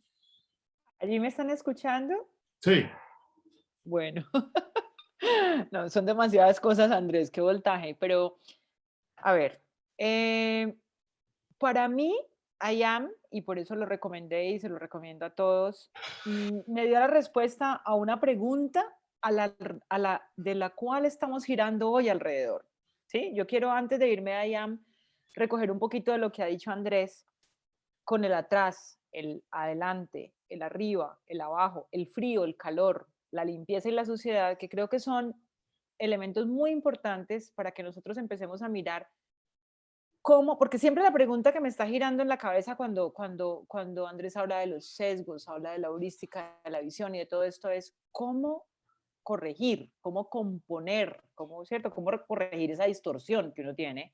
Y vuelvo al tema que toqué al principio cuando llegué, que fue lo relacional, ¿cierto? Y es cuando tú tienes a alguien al lado que te ayuda a salir de tu zona de confort, que te reta lo que estás viendo, ¿cierto? Y allá traigo otra cosa pues súper interesante por allá que aprendí alguna vez con un curso que hay online que se llama ULab, Transforming Business, Societies and Self, y es cómo yo sé que co-creé cuando pude salirme de mi posición. O sea, yo entro a una discusión, entro a un diálogo y yo tengo una posición. Y cuando alguien viene y me acompaña y me reta, ¿cierto? Y yo termino en una posición diferente a la que empecé, allí se supone que yo ya puedo decir co-creé, ¿cierto? Entonces, ¿cómo nosotros logramos salir del atrás, el adelante, el arriba, el abajo, el frío, el calor? Y cuando Andrés describía el frío y el calor, era muy gracioso porque él decía, el calor tiene que ver pues como con lo cálido, ¿cierto? Lo chévere, lo frío es como más, y alguien podría decir, voy a ponerle la posición contraria, el calor hace que yo me separe del otro en la cama porque está demasiado caliente, entonces me separo, y el frío al contrario me hace arrunchar. Entonces miren cómo la visión y el sesgo nos pone frente a dos conceptos, frío o calor, en posiciones diferentes. Y cómo nosotros buscando ese punto medio que nos permite observar qué cosas chéveres tiene el frío y qué desventajas tiene el frío, qué cosas chéveres tiene el calor, qué desventajas tiene el calor, qué cosas buenas trae la limpieza, ¿cierto? Porque la limpieza tiene un punto interesante, pero también qué cosas buenas trae la suciedad, qué pasa con los seres vivos, las bacterias, los bichos, todo lo que sucede allí, que también nos genera otro ecosistema. Y cómo nosotros logramos ponernos en un punto donde observamos cada uno de esos sistemas sin juicios y logramos integrar, logramos tener una visión completa que nos permita no juzgar esa limpieza o esa suciedad, sino aprovechar lo mejor de cada cosa. Para mí, Ian, ayer que lo recomendé y que me lo vi, me trajo la respuesta a un tema que es absolutamente, para mí era difícil. Yo decía, Dios mío, ¿cómo conciliar en mis grupos de chat? ¿Cierto? Tengo 2 o 3, digamos, que son los que atiendo, el de cambio climático y otro de una red de transición, donde la gente se pelea al interior, ¿cierto? Siento que tienen un objetivo común, un propósito común, cómo podernos parar en ese punto medio, ¿cierto? Eliminando los sesgos. Y yo creo que Aya de alguna manera me trajo esa respuesta, ¿cierto? No les quiero decir más, yo quisiera que se la vieran, yo quisiera que se la vieran porque cuando yo logro ver que lo que hay en una mente que está distorsionada, en la que todos podemos estar además, ¿cierto? Porque digamos que el tema aquí es que entonces decimos, no, es que los corruptos están afuera y los malos están afuera. Y entonces cuando yo digo, ok, desde la ecotienda, entonces decimos, queremos vender productos a través de esta línea de logística en particular porque le pagan bien a su gente, no sé qué, es la más cara, ¿no? Pero es la que incluye sus externalidades y entonces la gente tiene seguridad social y si se accidentan, ¿cierto? Los cubren y todo y la gente dice, el 90%, no, mándemelo por la más barata, ¿cierto? Entonces yo digo, bueno, ¿están afuera o están adentro? ¿Sí? Entonces, estamos muy acostumbrados a ver esa disociación afuera, pero es como la traemos acá. Yo creo que Ayam resolvió una pregunta importante y vuelvo y digo, no quiero anticiparles lo que yo vi allí, pero yo creo que nos ayuda a traer esto que nos está compartiendo Andrés, a cuál debe ser nuestra mirada para corregir el sesgo.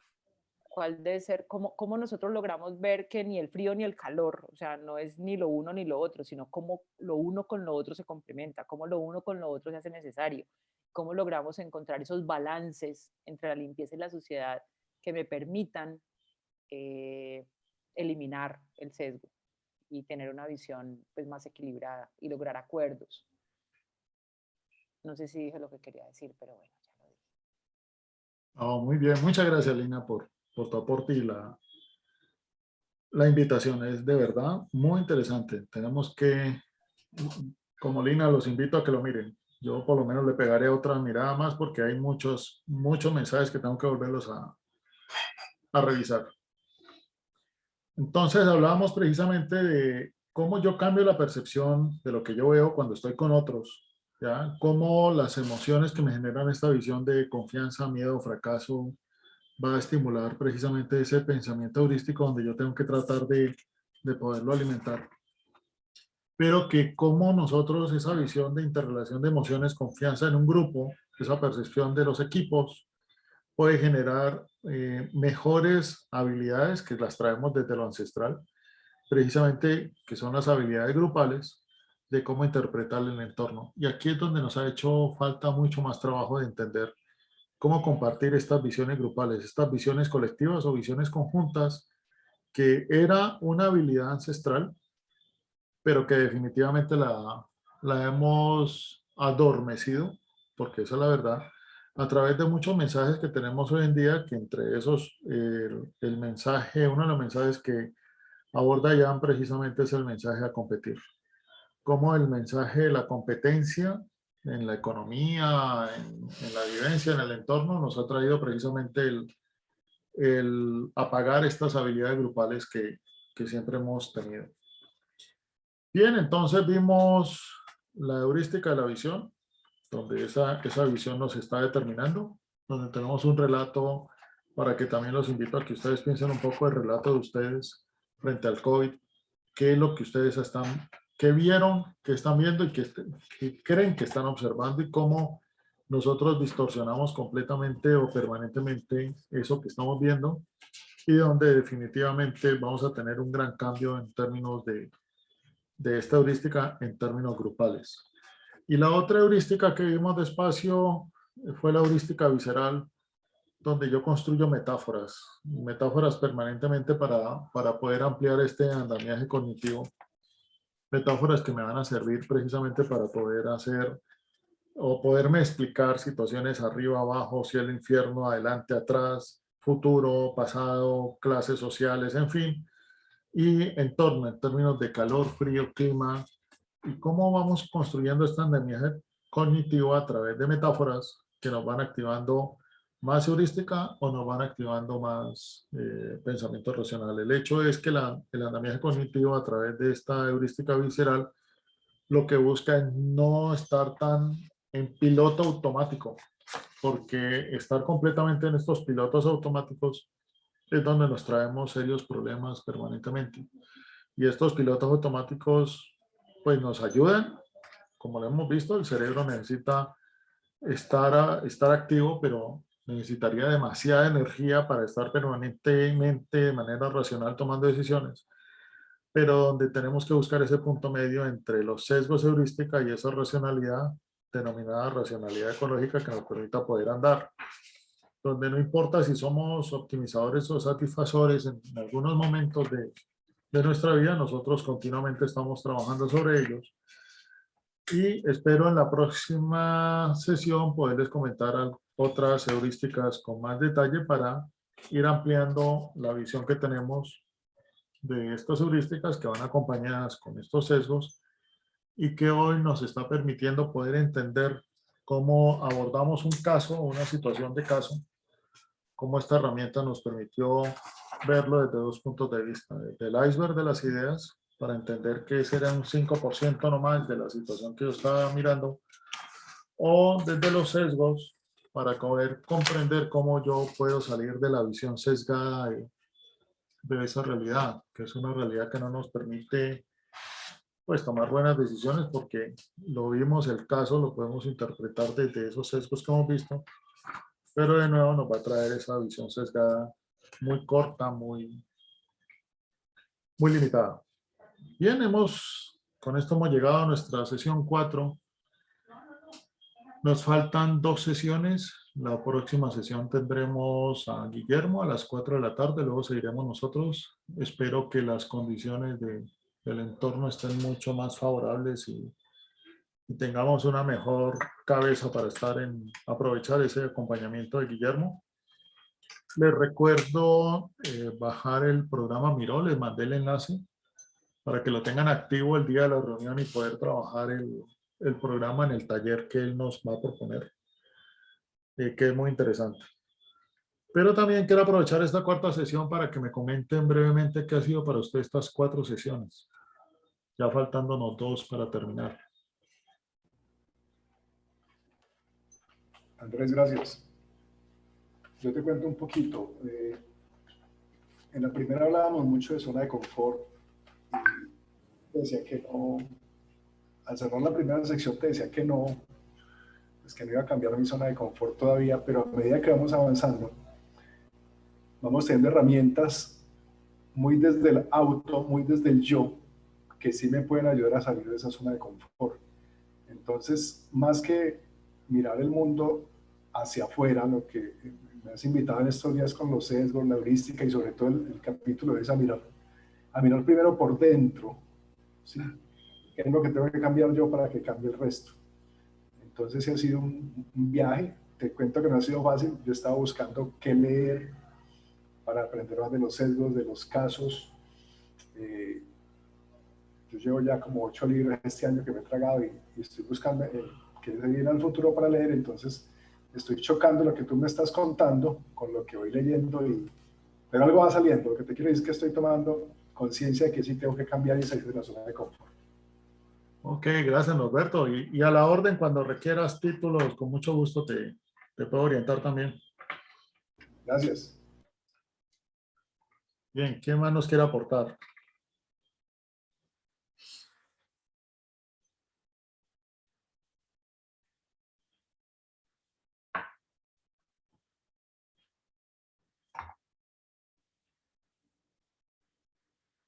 Bueno, a mí, Andrés, se me juntaron 2 cosas y era que acababa de tener un ejercicio de retroalimentación con mi equipo de trabajo después de terminar un diagnóstico en un proyecto,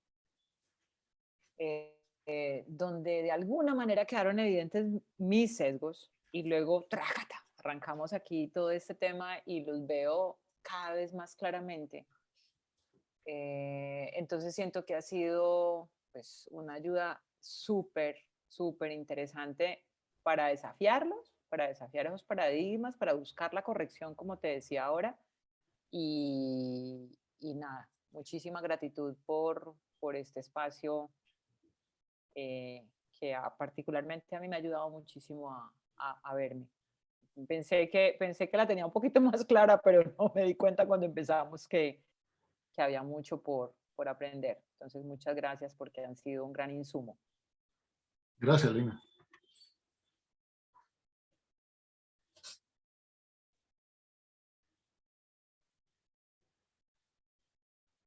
Bien, ¿algún último aporte?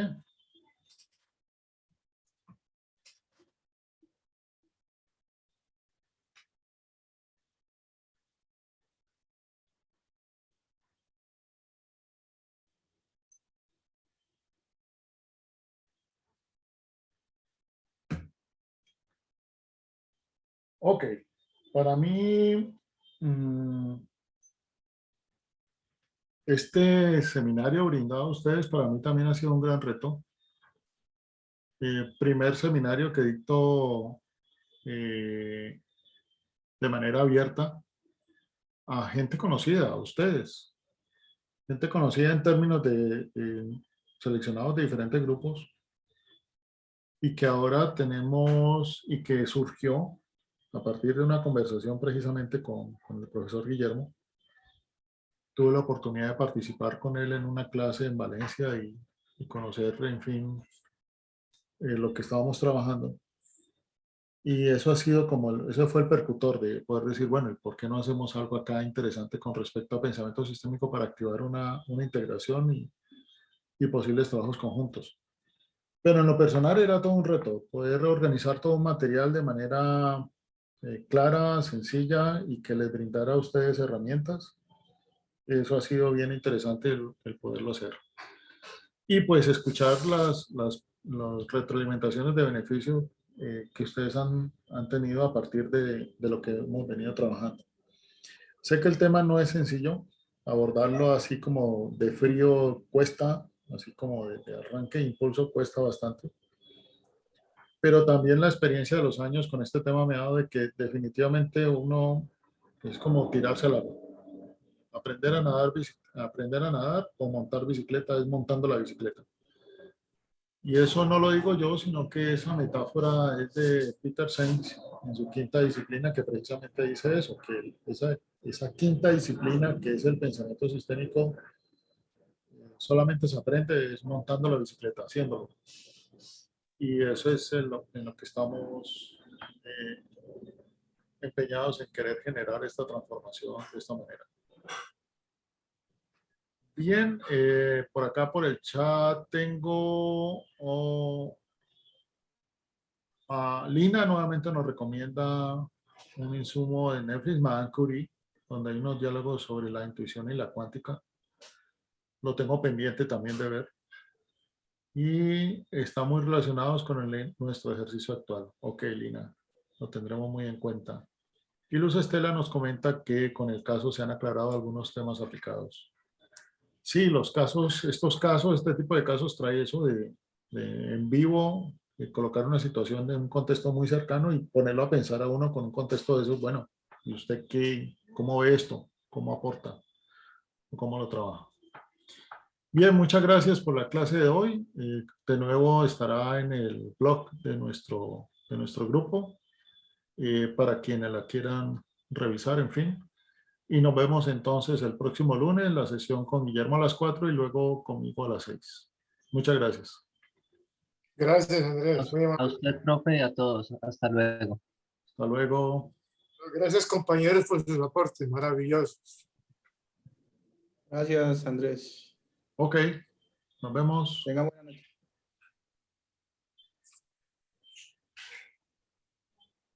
Gracias, Diana.